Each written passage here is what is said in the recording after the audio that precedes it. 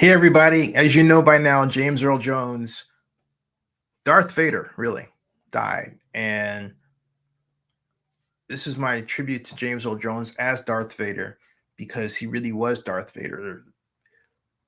After the announcement of his passing, there are people who have said, well, he was just Darth Vader for the first movie, night, or who played the body?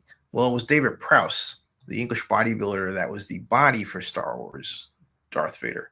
But everybody knows it was James Earl Jones. And the story goes that George Lucas, who created Lucasfilm and the Star Wars books and movies, wanted Orson Welles originally to play the voice of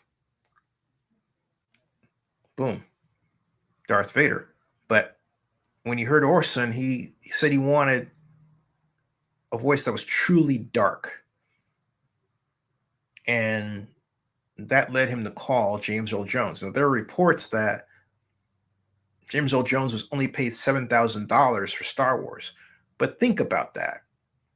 He paid $7,000 for Star Wars, and then someone else wrote, well, it was AI.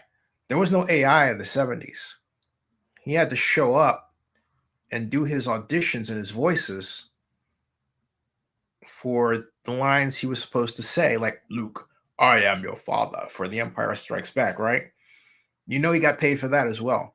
So in truth, no one except perhaps definitely James Earl Jones, who's left us, and his son, who's still with us, knows what he was really paid, how much he was really paid to be in Star Wars, to have his voice used those many times, let alone royalties he may be receiving from the vast number of times the movie is played around the world. All right. So I believe that some part of that 40 million that he is supposedly worth, it could be worth more, comes from that. But that was George Lucas' genius to think of James Earl Jones as the voice that could make or bring, if you will, Darth Vader to life and change American movie culture literally overnight. Star Wars was one of the first blockbusters, the other one being Jaws by Steven Spielberg, who's a friend of George Lucas, but both at the USC Film School. And that was a fun time. There is not a fun time, except when movies are not coming out, to be into film. And because Star Wars launched a number of copycats, but also movies that focused on science fiction from different perspectives. Remember, even Star Trek: The Motion Picture was pushed into production because of Star Wars.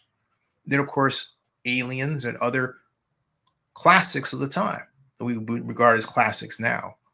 All that happened because of Star Wars, the genius of George Lucas, and the voice of the great James Earl Jones. Subscribe to Zenny62 on YouTube and bookmark Zenny62blog.com. We'll see you.